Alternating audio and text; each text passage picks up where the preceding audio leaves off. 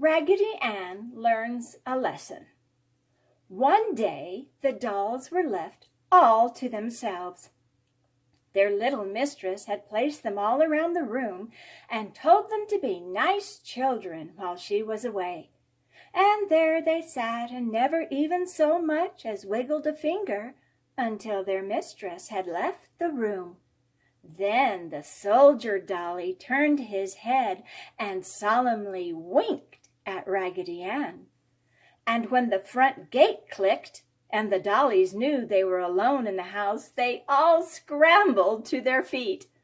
"Now, let's have a good time," cried the tin soldier. "Let's all go in search of something to eat." "Yes, let's all go in search of something to eat," cried all the other dollies. "When Mistress had me out playing with her this morning," said Raggedy Ann, "she carried me by a door near the back of the house, and I smelled something which smelled as if it would taste delicious." "Then you lead the way, Raggedy Ann," cried the French dolly. "I think it would be a good plan to elect Raggedy Ann as our leader on this expedition," said the Indian doll. At this, all the other dolls clapped their hands together and shouted, "Hurrah! Raggedy Ann will be our leader." So Raggedy Ann, very proud indeed to have the confidence and love of all the other dollies, said that she would be very glad to be their leader. "Follow me!" she cried, as her wobbly legs carried her across the floor at a lively pace.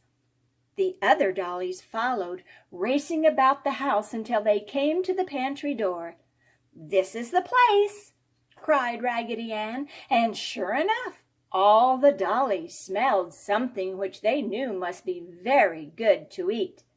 But none of the dollies was tall enough to open the door, and although they pushed and pulled with all their might, the door remained tightly closed. The dollies were talking and pulling and pushing, and every once in a while one would fall over and the others would step on her in their efforts to open the door.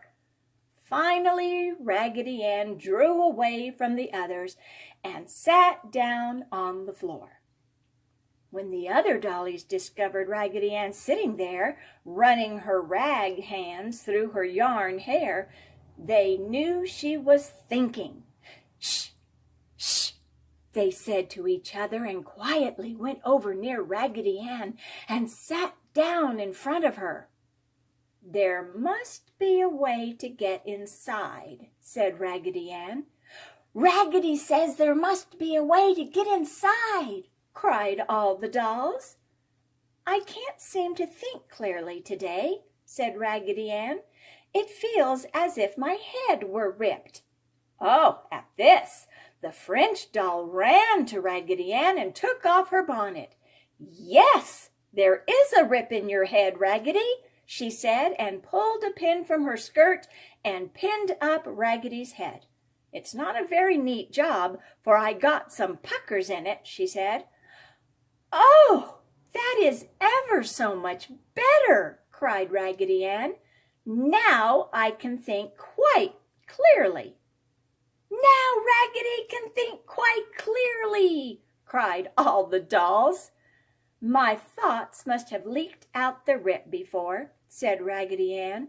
"They must have leaked out before, dear Raggedy," cried all the other dolls. "Now that I can think so clearly," said Raggedy Ann, "I think the door must be locked, and to get in, we must unlock it." "That will be easy," said the Dutch doll who says "Mama" when he is tipped backward and forward, "for we will have the brave tin soldier shoot the key out of the lock." "I can easily do that," cried the tin soldier as he raised his gun. "Oh, Raggedy Ann," cried the French dolly, "please do not let him shoot." "No," said Raggedy Ann, "we must think of a quieter way." After thinking quite hard for a moment, Raggedy Ann jumped up and said, "I have it!" and she caught up the jumping jack and held him up to the door. Then Jack slid up his stick and unlocked the door. Then the dollies all pushed, and the door swung open. Oh my, such a scramble! The dolls piled over one another in their desire to be the first at the goodies. They swarmed upon the pantry shelves, and in their eagerness spilled a pitcher of cream which ran all over the French dolly's dress. The Indian doll found some cornbread, and dipping it in the molasses, he sat down for a good feast. A jar of raspberry jam was overturned, and the dollies ate of this until their faces were all purple. The tin soldier fell from the shelf 3 times and bent one of his tin legs, but he scrambled right back up again. Never had the dolls had so much fun and excitement, and they had all eaten their fill when they heard the click of the front gate. They did not take time to climb from the shelves, but all rolled or jumped off to the floor and scrambled back to their room as fast as they could run, leaving a trail of breadcrumbs and jam along the way. Just as their mistress came into the room, the dolls dropped in whatever positions they happened to be in. "This is funny," cried mistress. "They were all left sitting in their places around the room. I wonder if Fido has been shaking them up." Then she saw Raggedy Ann's face and picked her up. "Why, Raggedy Ann, you are all sticky. I do believe you are covered with jam." And mistress tasted Raggedy Ann's hand. "Yes, it's jam.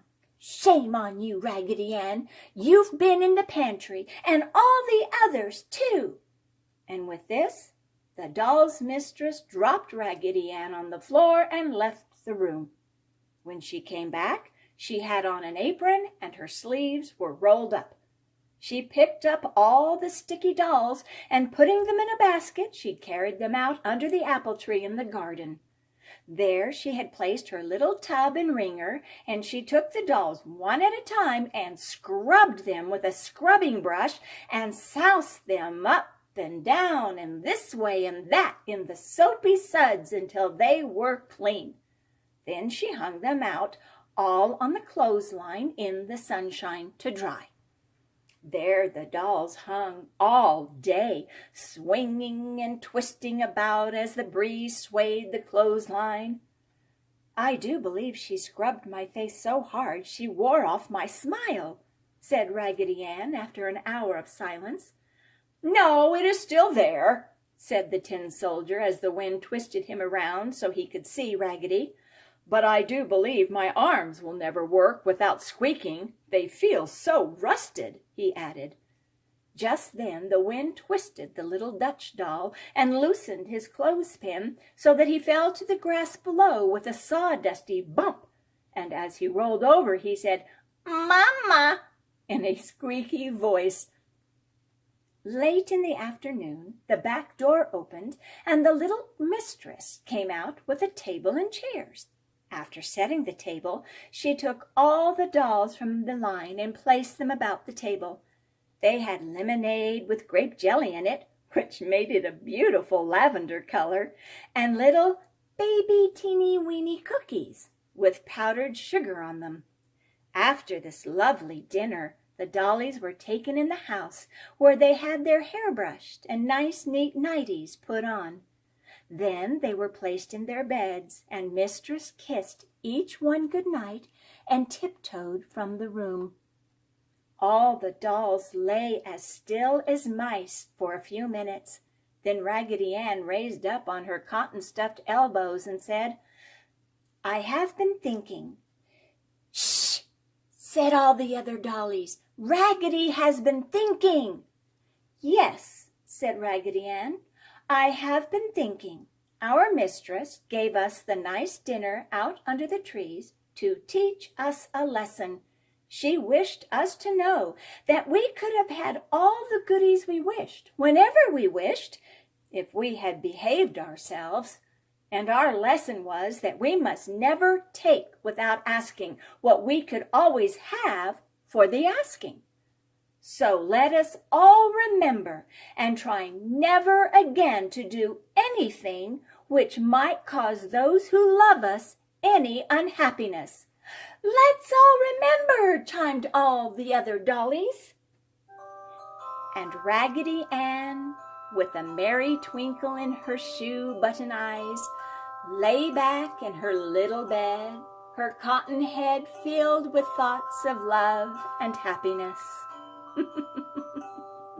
The end.